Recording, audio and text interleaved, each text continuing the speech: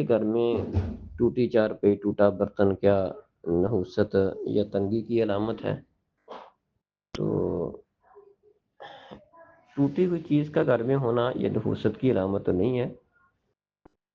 نبی مکرم صلی اللہ علیہ وسلم کا ایک پیالہ تھا، ٹوٹ گیا تھا، تو اس کو چاندی کی زنجیر کے ساتھ اس کو جوڑا گیا تھا۔ تو ٹوٹی ہوئی چیز ہو سکتی ہے، اس میں کوئی مسئلہ نہیں ہے، اس کو گانڈا جا سکتا ہے۔ نبی صلی اللہ علیہ وسلم اپنے جوتے گانڈ لیتے تھے، تو اس میں کوئی حرج والی بات نہیں ہے۔ ہاں، حدیث میں اس بات سے منع کیا گیا ہے کہ ٹوٹے برتن جہاں سے ٹوٹا ہوا ہو اور ٹوٹی ہوئی جگہ سے منہ لگا کر کھانے پینے سے منع کیا گیا ہے۔